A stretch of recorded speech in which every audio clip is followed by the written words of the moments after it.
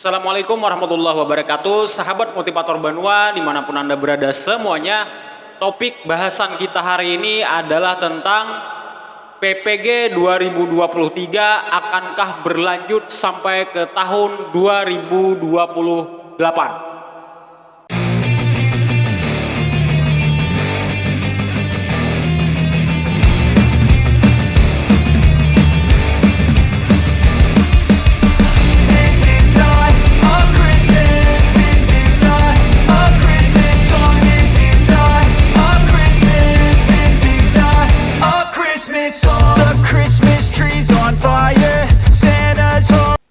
Sahabat Banua semuanya, budaya menghabiskan anggaran di Republik ini dengan cara membuat sebuah proyek itu adalah merupakan satu budaya yang memang sudah sangat berakar, sangat susah untuk dihilangkan, dan bahkan itu sudah mendarah daging di dalam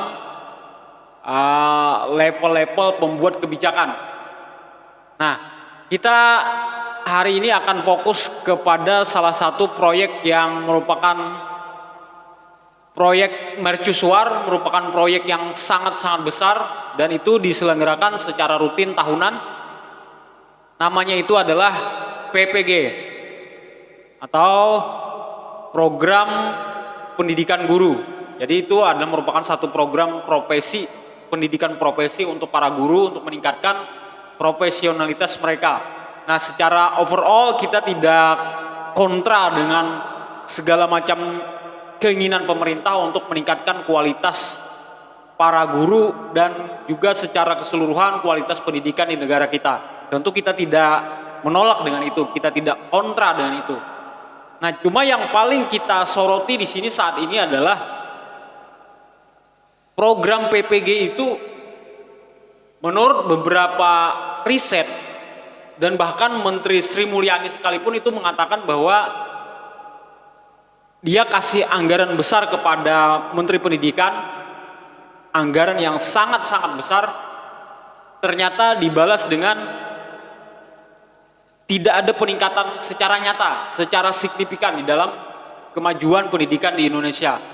Nah, jadi kedongkolan Ibu Menteri ini memang sangat beralasan. Kenapa? Karena proyek-proyek yang dibikin itu pada dasarnya tidak membawa hasil yang begitu nyata. Kalau guru tambah sibuk, ya iya. Guru tambah sibuk, iya. Bahkan sangat banyak di era beberapa tahun terakhir ini guru-guru meninggalkan sekolah. Jadi banyak sekali jam pelajaran kosong yang kalau saya amati itu malah proyek itu berbasis kepada guru, malah yang dijadikan objek itu guru.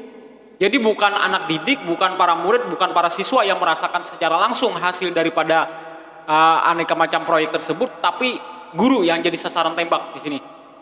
Nah, yang terjadi malah justru bukannya makin meningkat. Kalau saya ngambil contoh, kalau misalnya di tempat saya SMP itu sekarang secara umum di Indonesia, bukan hanya di tempat kami, itu mulai menunjukkan penurunan dan malah kalah jauh secara kuantitas dan juga secara kualitas oleh pondok pesantren dan juga sekolah-sekolah yang berbasis agama. Orang-orang sekarang cenderung berbondong-bondong menyekolahkan anak mereka ke tempat-tempat yang berbasis agama, yang berbasis kuat, khususnya berbasis asrama, karena mereka merasa di situ anak-anak lebih terayomi, lebih meningkat kualitas mereka, lebih nyata hasilnya dibandingkan sekolah-sekolah umum. Nah, itu merupakan satu fenomena yang memang harus sangat diwaspadai oleh para pembuat kebijakan, karena salah satunya juga sibuknya para guru ini yang membuat kualitas pendidikan kita justru menurun. Nah, berbicara kembali lagi tentang masalah PPG tadi, banyak sekali keluhan di PPG tersebut. Dalam hal di awal-awal saja sudah ada keluhan, yaitu tentang upload. Begitu susahnya upload untuk pemberkasan. Nah, di situ kan mereka juga harus mengisi macam-macam ya seperti biodata, profil dan sebagainya. Karena yang masuk itu begitu banyak di seluruh Indonesia, itu ada ratusan ribu, bahkan perkiraannya itu ada sekitar 900 ribuan, hampir 1 juta yang dipanggil untuk mengikuti pretest atau mengikuti PPG di tahun ini. Totalnya itu 900.000 lebih. Jadi peluang lulusnya itu, kalau kita kan saat ini belum tahu, belum menerima konfirmasi berapa sebenarnya kemampuan dari PTK atau kampus-kampus untuk menampung lulusan pretest ini nantinya untuk mengikuti pelatihan PPG tersebut.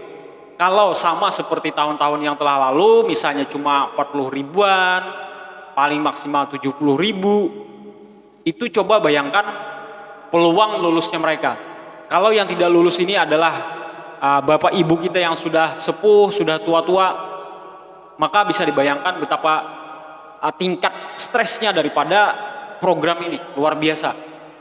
Nah, bahkan kalau kita berbicara anggaran itu sangat besar sekali, makanya mungkin pemerintah akan mengalami kesulitan kalau harus melipat gandakan jumlah PTK lagi. Karena kemarin itu kan ada usulan dari PGRI agar pemerintah membuka kuota sebesar-besarnya lagi untuk mempercepat penyelesaian antrian guru-guru yang masih 1 juta lebih, itu 1,6 juta belum tersertifikasi agar bisa cepat menempuh pendidikan PPG ini. Tapi dalam faktanya tetap pemerintah ngotot untuk melaksanakan PPG seperti apa adanya, yang mengakibatkan antrian tetap membludak. Nah, padahal ini sebenarnya sudah menyimpang dari tujuan awal dulu para pembuat undang-undang guru dan dosen, para senior kita yang sudah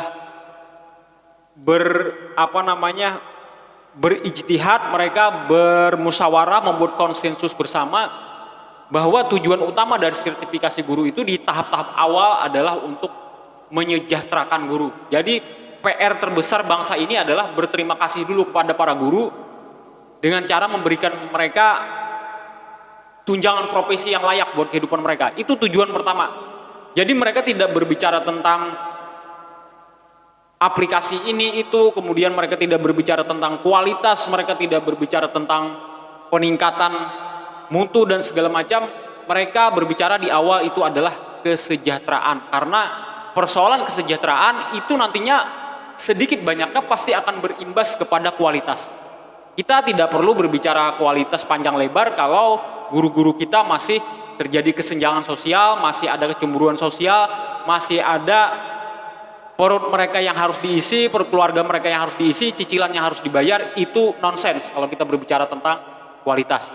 Nah, sebenarnya itu PR pertama yang harus diselesaikan oleh pemerintah. Nah, jangan sampai pemerintah di saat yang sekarang ini hanya berbicara berdasarkan aspek, ya kalau saya lihat itu algoritma luar biasa sekarang. Kenapa? Karena di Kemendikbud itu diisi banyak sekali oleh anak-anak muda yang mereka itu begitu cakepnya dengan teknologi, begitu akrabnya dengan IT dan sebagainya. Jangan sampai cara berpikirnya itu hanya berdasarkan algoritma komputer. Jadi algoritma itu tidak peduli dengan empati, mereka tidak bersimpati, mereka tidak menekankan aspek emosional, mereka tidak ada berpikir rasa terima kasih misalnya kepada para guru. Dan bahkan mungkin orang-orang yang mereka tes untuk PPG itu adalah guru-guru mereka yang dulu mengajar mereka ketika masih kecil. Itu sangat mungkin terjadi seperti itu. Nah, karena itu jangan sampai juga guru-guru ini menjadi objek. Seperti sekarang kan lagi trending sekali, lagi heboh tentang usaha untuk membuat marketplace untuk para guru. Nah, itu juga menjadi pro dan kontra yang sangat besar, sehingga menurut kami masukan yang paling pertama harus didengarkan oleh Kementerian Pendidikan dan Kebudayaan adalah